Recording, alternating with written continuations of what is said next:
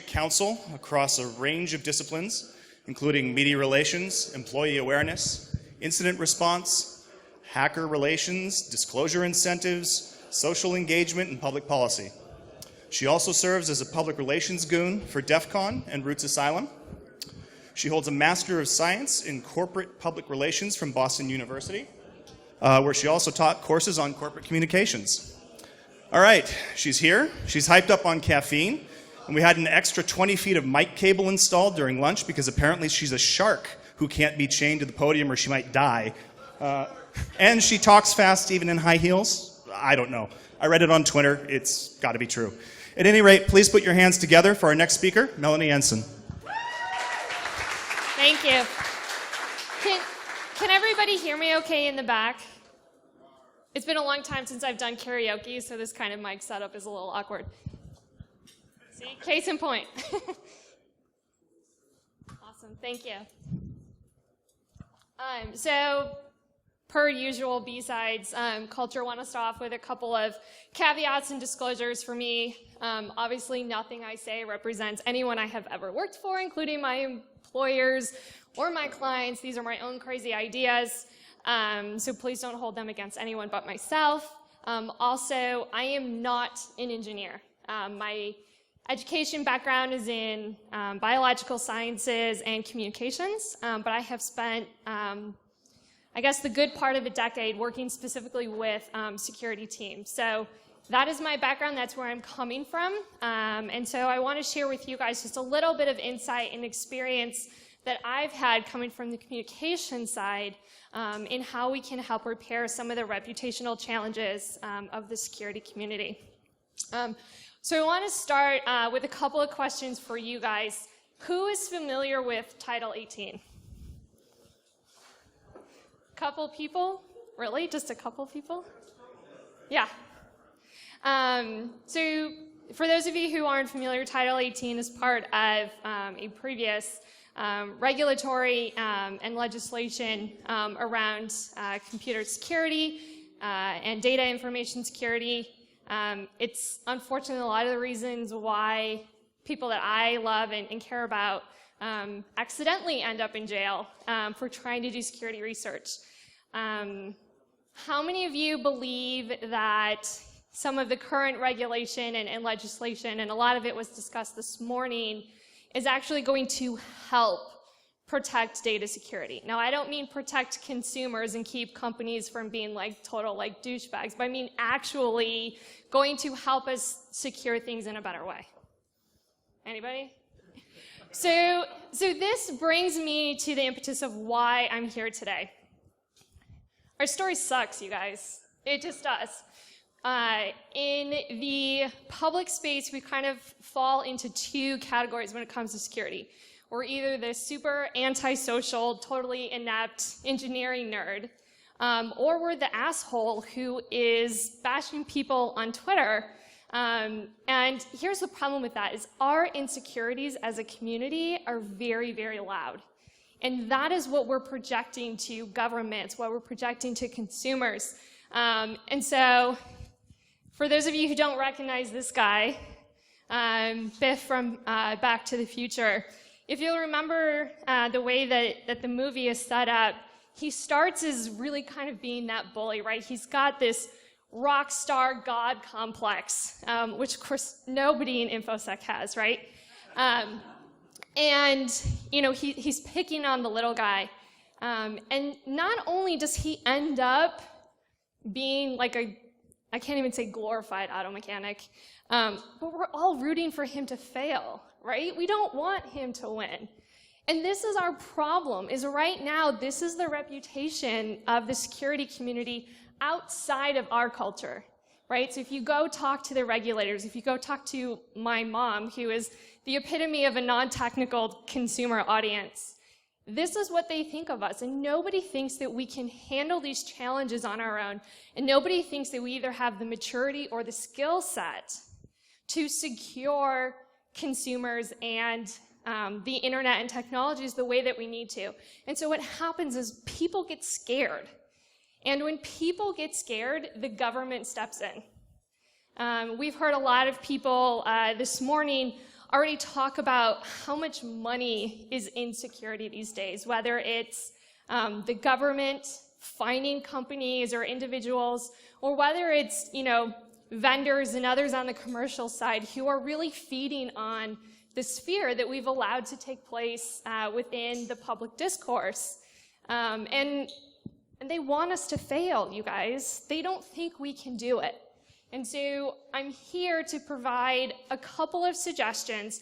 Want to get the conversation started on what can we do, particularly as security researchers or as security engineers, to help shift that perception. Because if we don't take control of our message and of our story, this is how we're going to end up. So a couple of basics here. I mentioned a little bit kind of what people think of security, right? Versus what I know we actually are. The security community is incredibly imaginative. Everything that you guys do on a day-to-day basis is incredibly creative problem solving. People give you the impossible and expect you to find a solution. It's also incredibly nuanced. I bet there are probably no more than 4 people in this room who do the exact same thing in security. There are so many areas where you can be an expert, so many ways that you can contribute, and so many different skill sets. I mean, I'm here as living proof that there's a lot more than technical knowledge that is required for us to be successful in our goals.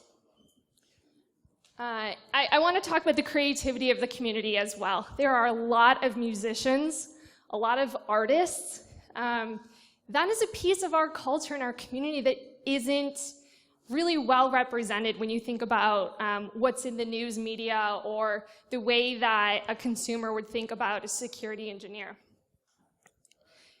The security community is incredibly charitable, right? I mean, EFF is a good example of that.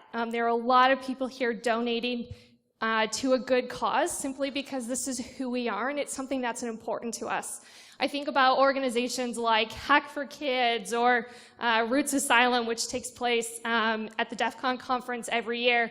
These are engineers and professionals who volunteer their time and their resources and their expertise to educate children in the next generation of hackers and security engineers. Again, that's a really underrepresented piece of who we are. And then I also think that security engineers are some of the most courageous people I've ever met. I have seen security professionals go head-to-head with attorneys and CEOs and journalists to stand up for what they believe in. That is not a piece of our story that people recognize and that people are responding to. Instead, they're thinking everything on, what is that, your right side? That's what they think of us. And because of that, our parents or the government, who's often doing the parenting for us, has to come in and constantly slap our hand, right? Nobody thinks that we actually have the capability to do the right thing. And I think that is absolute bullshit, and I think it's time that we actually take that back and show them who we really are. So I want to talk a little bit about how we got here. This is just a really small representation of everything that happens in the world of security. So you may fall into one of these areas, you may cross several of them, or you may just be a small segment of one of them. But often we get so laser focused on our own project or our own report or our own product, and we don't think about that the things that we say about security externally to people outside of our community ricochets and has an impact on all of those things. You as a researcher may say one thing to one reporter, which leads to a vendor coming up with a complete snake oil response to that, which is then going to force law enforcement to start looking for different types of behaviors and different patterns. I think it's also important to recognize that while we all have to work together, we don't always agree. So your policymakers and your law enforcement have a very different motivation and a very different agenda for participating in this conversation. So I hope, if nothing else, you guys walk away from this talk specifically with a little bit of a broader perspective of how are the things that you say and the way that you communicate impacting the success of the community at large, and how are your actions and your communication decisions going to influence how the others in our community respond. So this is one of my favorite places in the United States. Okay, someone has been there. This is the Beantown Pub in Boston. Full disclosure, I don't like nature unless it involves like sand and a cocktail. So this is really one of my favorite places in the country. One of the reasons why I love Beantown Pub so much is because if you go to this bar, you can order a cold, locally brewed Sam Adams. You can buy a Sam Adams club sandwich. And if you sit near the window, you can actually enjoy your very tasty meal while looking at Sam Adams' grave across the street in the cemetery. That's always been a really cool experience for me, particularly because I think of Sam Adams as, I guess I would call him the chief communications officer of the American Revolution. Think about what he had to accomplish with those 13 disparate colonies, half of which endorsed slavery. And think about the branding and the communications required to achieve his goal, which was American independence. Now, you can argue for either side on who was the good guy or the bad guy in that dispute, but you can't argue that Samuel Adams was incredibly effective as a communicator in bringing that community together and moving forward to achieve a shared goal. Now, a couple of the things that made Sam Adams successful was that he understood some of the basics of public opinion. So I'm going to share with you guys just a couple of basic things that we're taught as professional communicators, so you guys can kind of have the same level set as we go through the rest of the content. So first, culture sets the tone, right? And not our culture, their culture. So when you think about communicating with regulators, when you think about communicating with your business leaders, when you think about communicating with consumers, it's their culture, right? They're going to approach whatever you say, and they're going to interpret your words through their perspective. So think about if you're trying to get a proposal approved, or if you're trying to make a point, if you're trying to shift the conversation in public discourse, it's about what they believe first, and then what we believe. So how do we look through their lens and communicate what we think is important? I think it was Lisa this morning who brought up the cyber dispute, right? So if the people you're trying to reach call it cybersecurity, fucking call it cybersecurity, right? It doesn't really, it's their culture that sets the tone. Secondly, samples represent the whole. And this is why I'm so concerned right now with where we've gotten as a community. Because you know who's really loud in our community? Our insecurities. Our insecurities are so loud. It's, you know, literally, I don't know what it is about infosec that we just have this attraction for assholes, but they're really loud, and that's who people think we are. And that's not who we are, right? I mean, think about the list of those incredibly positive contributions that we bring to society that people don't recognize because our community representatives are not living up to the standard that we should be holding them to. People love a show. I'm always reminding my clients that the same crowd that cheers for your coronation is the same crowd that's going to cheer when you get beheaded, right? The drama sells. And so right now there's a lot of really negative drama that's being sold, insecurity from a communications perspective. We have an opportunity to change that. You know, is there a positive way that we can leverage that element of human nature to communicate a more positive reputation for ourselves? And lastly, stimuli can be substituted. So think back to Samuel Adams. He was able to capture the attention of the colonists on something that they shared And I think about some of the big events that he facilitated and quite honestly manufactured. I mean, we all know that the Boston Tea Party, not in, impromptu event that took place. It was specifically manufactured and facilitated to make a point and to capture people's attention. And through that event, he then just kind of flipped a switch and got people thinking about it's no longer about taxation without representation, but it's now about our independence, right? He took it up a level because he had already captured people, brought them in, and then he just flipped that switch. And so now it was about a larger issue. So I want to talk a little bit about what connects people to those broader issues. This diagram here on the left-hand side, you'll notice, so I've labeled it distance, but it could mean a couple of things. The distance you are from the issue, but also the distance you are from the technical knowledge. So most of the people in the room, I'm assuming, would be here. You're really close to the security issue. You have a lot of intellectual knowledge and expertise.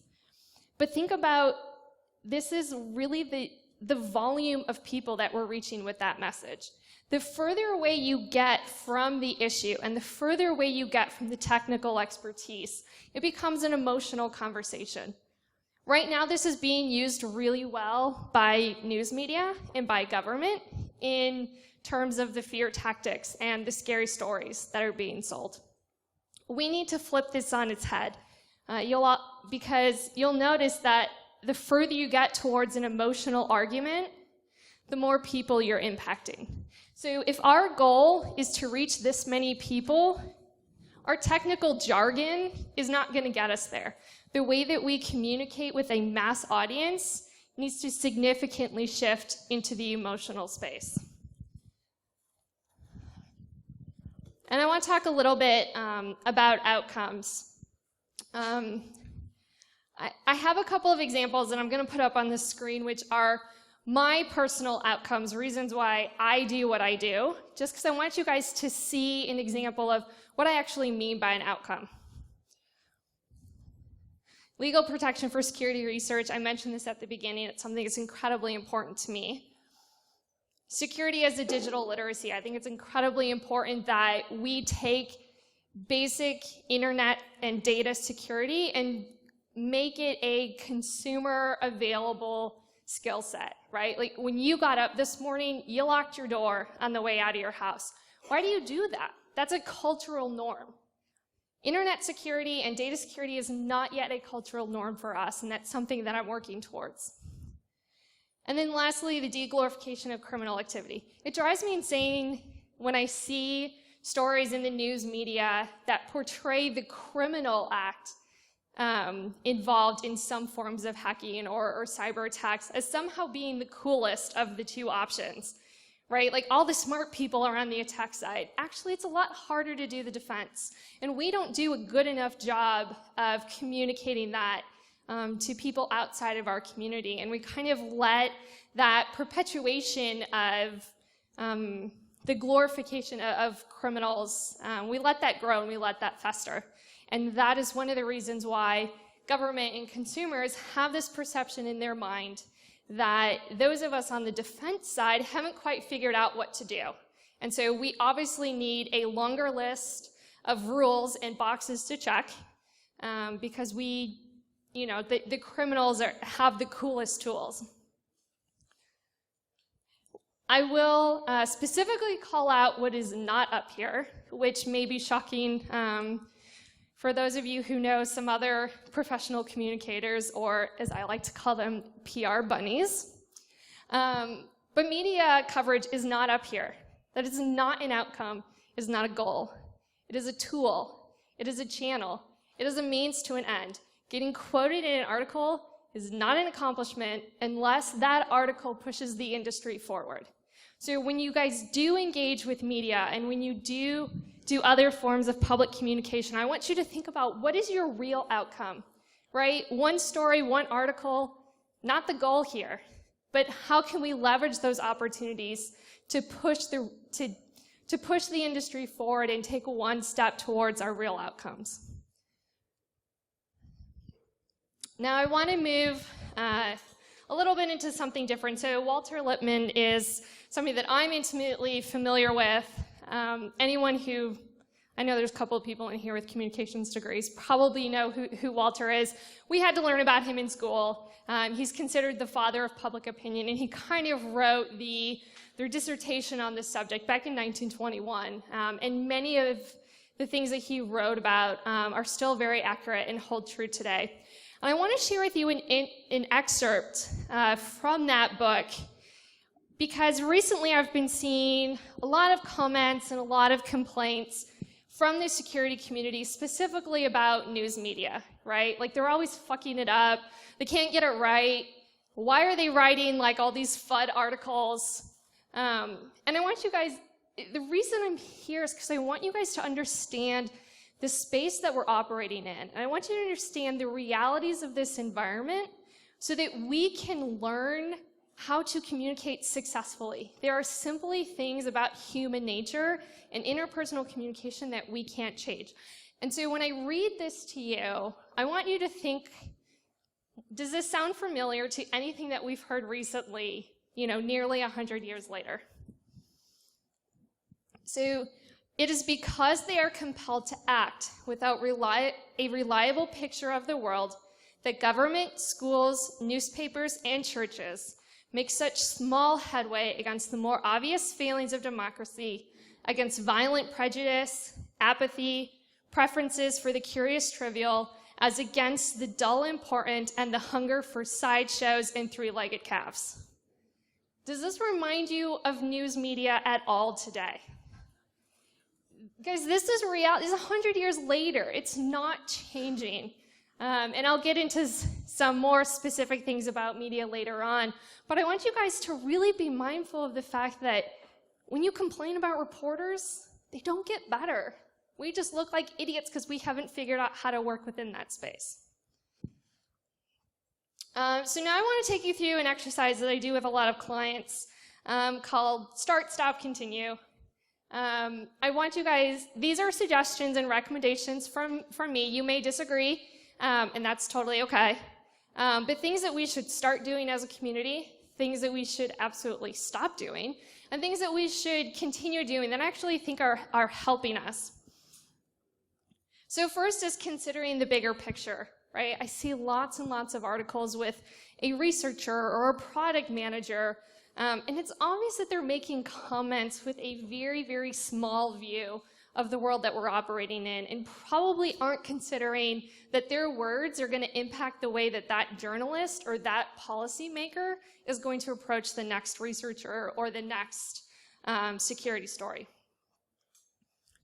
Collaborating with other disciplines, I think, is something that we desperately need help with.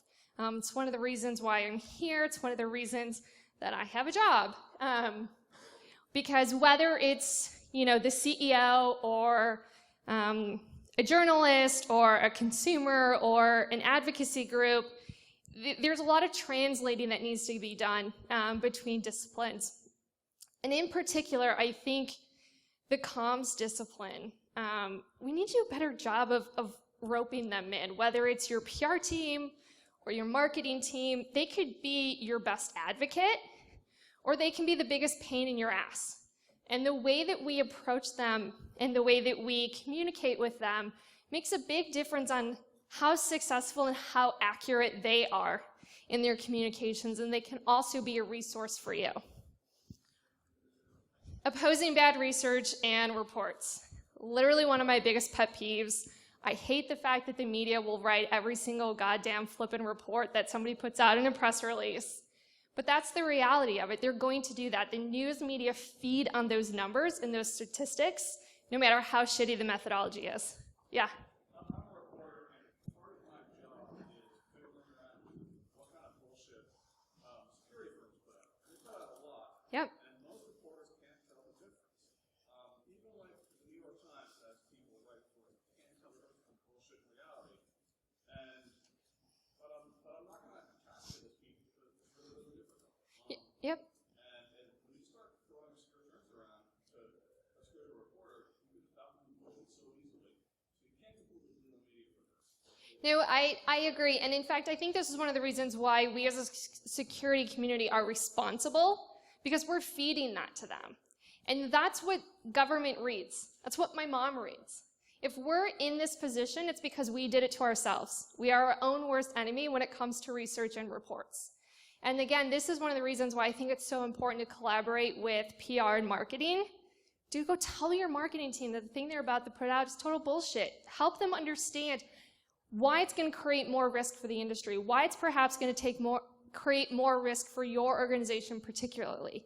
I think that's a really good point, that it is difficult for people without the technical knowledge to decipher between what's bullshit and what's not. And also, particularly with media, they often don't have the time to look under the hood and just kind of, scan what, the ins and outs of all the methodology that's being done.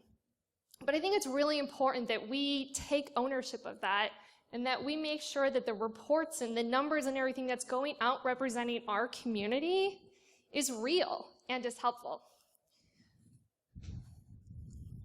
Selecting the right media opportunities, right? So this is something that your PR team will never tell you, but I'll tell you because I care about you. It's okay to say no to interviews. It's okay to not be part of a story if it's not the right story. And it's actually a lot harder to stay out of the news than to get into it. So, when you have the opportunity to engage with media, just ask yourself, is this the right kind of story for me, for my organization, and for the community? And then prioritizing the consumer audience. So somebody had a really good question in one of the earlier talks about how it's not just government that we're trying to reach, but also the consumers. If we really want this to become part of our culture, and if we really want this skill set to be something that somebody like my mom can understand and easily adopt, we have to think about communicating to a consumer audience. And again, if you'll remember the chart that I showed you earlier, the further away we get from the technical knowledge and the technical experience, the more emotional those stories are going to become and need to become if we're actually going to pull people into it. Think about the John Oliver interview with Edward Snowden. Nobody gave two shits about the NSA until we started talking about dick pics, right? That's literally, when I talk about the consumer audience, that's where we have to get to, right? They're never going to become security engineers, and we should stop expecting them to. We've got to put ourselves in their shoes and think, what is our outcome, right? What's the behavior? What's the, 5 years from now, what do we want consumers to be doing? Maybe 12 months from now, what do we want them to be doing? And they're not going to get there with what we've been throwing at them thus far. In terms of things to stop doing, I really had to limit myself with this list, so I've prioritized the most important things. This slide could have also been called, How Not to Be an Asshole 101. Stop hyping all the, seriously, you guys, this hurts us. It may be really cool, and you may be really excited to call your mom and tell her that you're, stopping cyber warfare, but that's not helpful. I put up Robert E. Lee here. If you haven't read his paper on the dangers and the negative outcomes of hyping security, I highly recommend it. But hype is really just detrimental to everybody. It makes it hard for us to pass accurate and proper legislation and policy. It makes it really difficult for consumers to want to be part of this. I'll tell you, every time a consumer gets scared of something, they go like this. They strong-arm us. Ambulance chasing. I take it back. If this is the one thing you walk away with from this talk, it's this. Ambulance chasing is where, and I see lots of vendors do this, when somebody has a data breach, they're quick to jump in and point their fingers and have a comment. But I want you to remember that karma is a bitch. And if you're pointing fingers at somebody else, we all live in glass houses, right? I also think it's important that we keep in mind that in the business of security, our most valuable asset is our customer trust. I've seen companies lose really big deals and lose really important customers because their CEO does not believe that you can keep a secret. We are in the business of secrets. If you're throwing other companies under the bus, who's going to trust you? And then attacking each other. I see this a lot on social media. I wish I saw it less. But the example that I want to share with you guys is, you remember Superfish? And I saw so many people calling for the removal of the entire Lenovo security team, right? Because nobody in this room has ever lost a battle with their product team. Nobody in this room has ever been told to go shove it by the attorneys.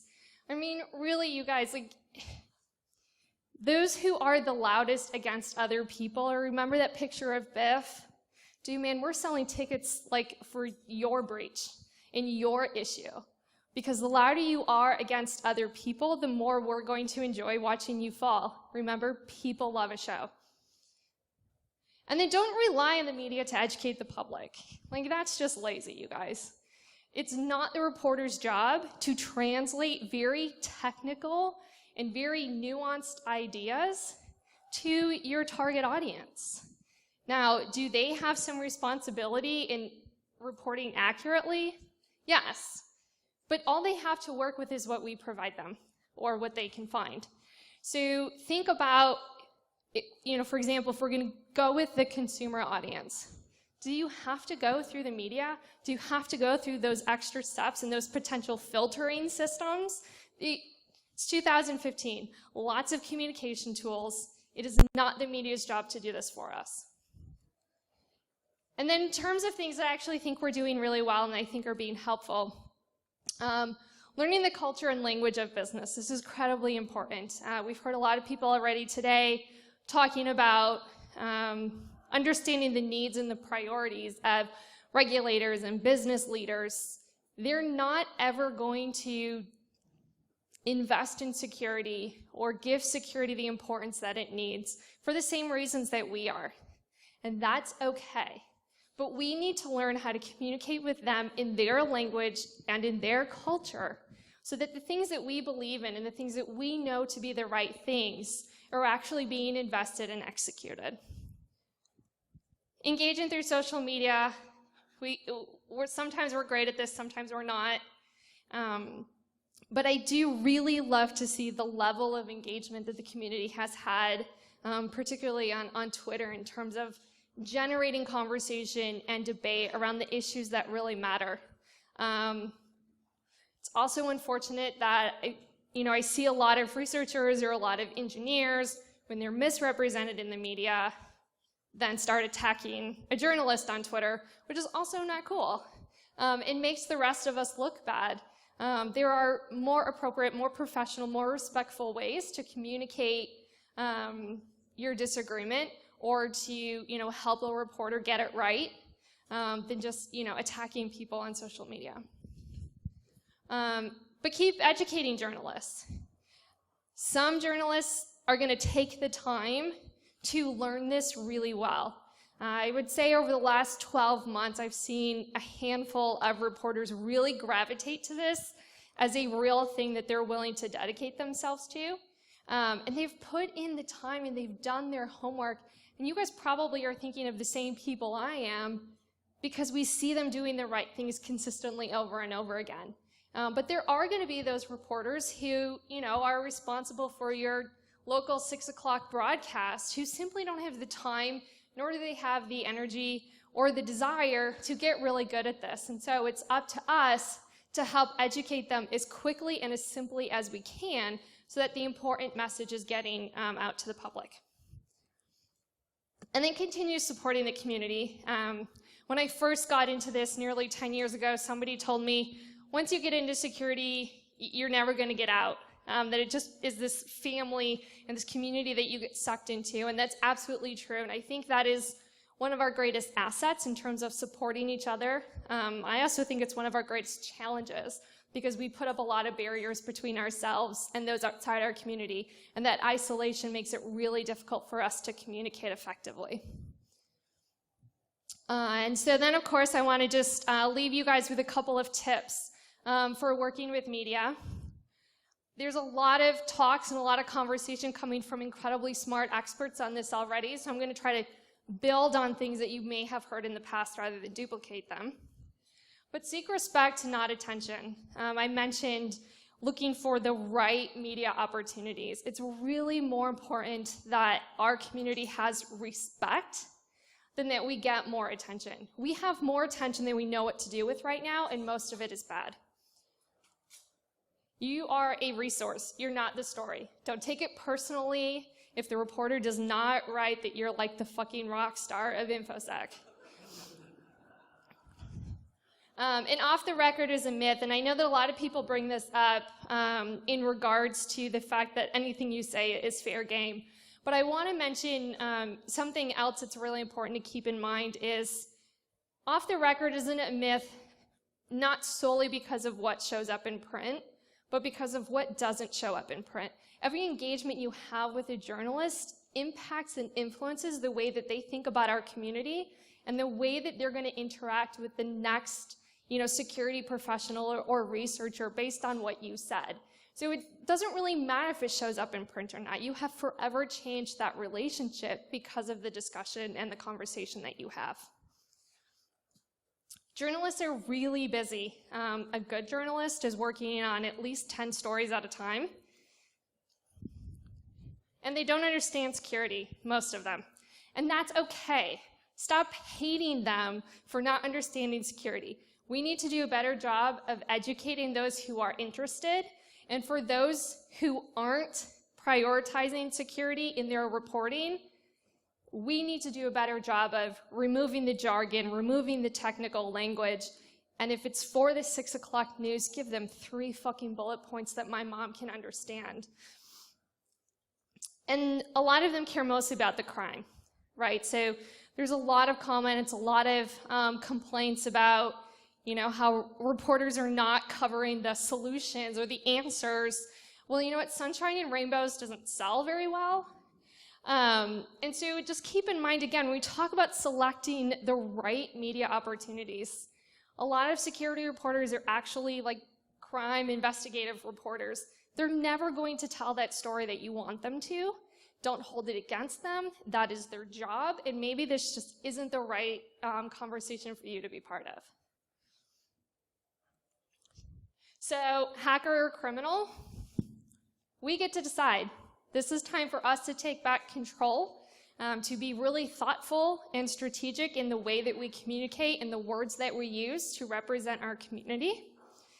So I will put it back on you guys in terms of, this is a start to a conversation. Where do we go from here? I think there's more conversation for us to have as a community, and I think that there are more opportunities for us to decide what those outcomes need to be. I shared some of my personal outcomes, but we as a community need to start deciding who we're going to be. So, any questions? Yeah? So, you were saying that, media is just one channel and that maybe, owned is a better way of disseminating messages, especially, bringing the technical jargon down to, mainstream. Are there some channels that you find are most successful in reaching that audience? Sure, so I think a lot of it depends on the specific audience, but I think, I'm sorry? Oh, I'm sorry. So the question was, media is just one tactic, one channel, one means to an end. What are some of the other channels and tactics that are particularly effective in reaching an audience? And so I think if it's a consumer audience, I think there are companies who do a really good job with their blog. I think social media is a really good channel. I think it's about taking your message where your audience already is. And so this is a critical piece of what we do as professional communicators, is identify where that audience already is, because we can't have the expectation that they're going to come to us. So social media is one, blogging is one. I think there's a lot of really great in-person community interaction. A lot of security researchers and engineers who are going and doing things in their local community. So I mean, those are just a couple, but I think the real question is, who are you trying to reach, and where are they already located so that you can bring your message to them? Yeah. How do we find assholery in our own community without distorting and playful? Do you want me to send you a list of just like Twitter handles? So the question was, how do we find that assholery in our own community? Oh, fight it. Oh. I was like, oh, I already got a list. I think part of it is, the best, response to a fool is silence, right? So the public kind of shaming of that, I think, is just going to perpetuate the problem. I think where we really need to do a better job is giving voice to those other ideas and those other personalities in our community. We don't have to rely. There really is no solution for an asshole, right? They just are that way. But there's a lot of people in our community who are wonderful people and contributing significantly to the betterment of security, and they need a voice. They need a louder platform. And so that would be my best advice, is making the good stuff louder than the bad stuff. Yeah? Since your point about, said many different ways that it bleeds, rainbows and sunshine don't sell. Asshole sell, right? So loudmouth, pain in the asses are who the journalists generally gravitate to because they're already willing to speak publicly about silliness. Right. So how do you promote the rainbows and sunshine over the loudspeaker of assholes? Yep. So a lot of this goes back to, I made the point about not relying on the media to do our job for us. There's no reason why we have to be dependent on a journalist to tell our story when we can go to DC and do it. Just get in the room with those people. And I think part of it, there's a lot of things about security that will sell, that we're not doing a good enough job of. Whether it's that typical good versus evil narrative, or the David and Goliath story, or the contributions that our community is making to the next generation and the investment that we're putting into children, I think is incredibly important and has a really strong human interest angle to it. So there are ways that we could do a better job with media, but I think the answer is not waiting for them to catch up to us, right? Go around them. There's no reason why, we have to cross our fingers and hope that some editor or some journalist is going to, say what we want to say when we can just say it ourselves. I was going to, when you mentioned blogs, some security firms have really good blogs that explain things really well in plain English. Yes. Sophos does a good job of that. Kaspersky does a pretty good job sometimes. Look at them and follow what they do. Yeah, absolutely. So the comment was that there are some security vendors and security researchers who have really good blogs, who do a really good job of breaking down some of those more complex ideas and communicating it in easy to understand language. And the media do pick up on that. It makes their job a whole lot easier. Like I said, reporters are really busy. If you can make this easier for them, do the heavy lifting for them, that can go a long way. Are there any other questions? Yeah, Alan. So, going back to the discussion earlier about bad reports and FUD, while we shouldn't go after the reporter, are there things we can do as a community to sort of keep each other honest, or do you think naming and shaming is the wrong solution when someone, say, implicates a nation state based on a qualification? Yeah, so I will actually say, and I'm going to have a lot of I'm putting a target on my back right now.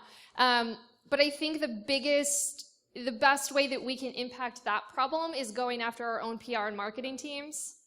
I don't know a researcher who puts out those types of reports all by themselves. It's usually in the form of a press release through, some PR team. So go after them. That would be my recommendation. I think they're one of the biggest obstacles we have are uninformed communicators. So just like I'm here now giving you guys a little bit of communications insight, I talk to the communicators giving them security insight because they don't understand that by going out with some of these numbers and some of these reports, which journalists can't tell are bullshit, actually makes it really difficult for us to be successful in actually securing things, right? This is why media coverage is not an outcome. sometimes it's a problem, sometimes it's a tool. But we as a community need to decide what our goals are, what the results are, and what the outcomes are that we're striving towards, and make those, whenever you have to make a communication decision, keep those outcomes in mind, because that's where we want to move. More media coverage isn't going to help us if it's the wrong type of coverage. Any other questions? Yeah. You said one of your goals was to de-glorify the criminal side of the equation. And Yeah. how do you go about doing that? Because sort of that's the criminal side of the story is, let's eat popcorn while we watch Sony go down in flames. And the successful defensive side is nothing happened today. So how do you even start on that? So I think one of the things that we haven't done really well is the defense side is like fucking interesting, you guys. Like, you're in this career because it's fun and it's interesting, right? And it means something. Why isn't that story out there? Why aren't we doing a better job telling that story? And I think sometimes it's because those of you who hold the keys to some of our most interesting stories maybe don't have the communication tools to get it out there. And that's why collaboration with other disciplines is so important, because we can help do that, right? Those of us who have been professionally trained to do this kind of stuff actually need people like you, because you're a really cool story that nobody knows about yet. Any other questions? Yeah. I was going to throw a comment in. I'm a journalist. I've done security for about 7 years now. Sunshine and rainbows don't sell, but good news comes around very, very infrequently. Do you think there's more room for better communication training amongst the people? Get those good stories out. Like EFF, I've covered a lot. I've covered a lot of botnet takedowns. I've covered a lot of collaboration work. Doesn't get the biggest hits, but I think it's really positive for the industry. How can you get those better stories out? Because people do click on malware. Yeah, and I mean, not to beat a dead horse, but I really think education of the communications professionals is critical, because they're selling fear because it's easier, and because that's what's kind of falling out of the sky for them, right? So fear and scary things sell not just in media, but for your marketing team and for your sales team. So think about, what are we arming them with when they represent our community, when they're talking to a journalist or, to an audience such as this? Do they have in their back pocket those positive stories that are like, yeah, so there are people trying to attack us, and we've got a kick-ass, badass security team doing all this shit over here, like, that's actually helping. I think sometimes the communications community can actually make it more difficult for you guys, so I'm not here to apologize for them. They know how I feel about that. But, if you guys could help teach us, that would be super, super helpful. I think it would also be really cool workshops. Maybe communications people to work on like BSides workshops. You and really cool up some people actually could help people know how to reach out to a journalist. Because I'm on Twitter trying to reach people, people don't respond sometimes. It's like, screw you, I'll call someone else. Yeah. Who might be all these phone merchants, but they can respond.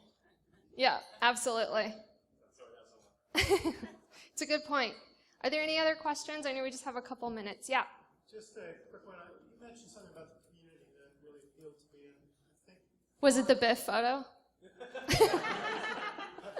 part of what I see in the community is that we seem to accept making the same mistakes over and over, particularly in the AppSec side.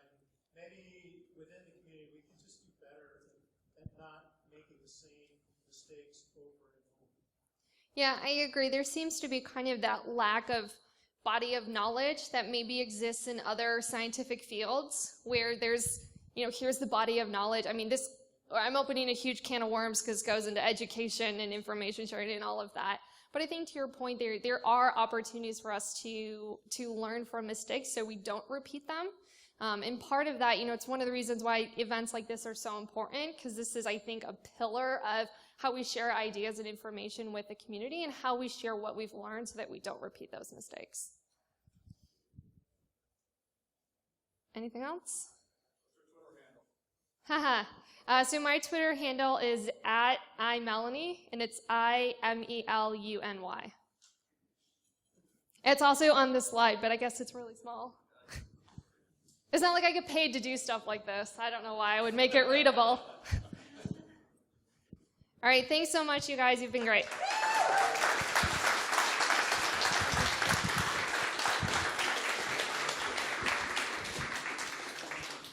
All right, folks, thank you. That was Melanie Ensign.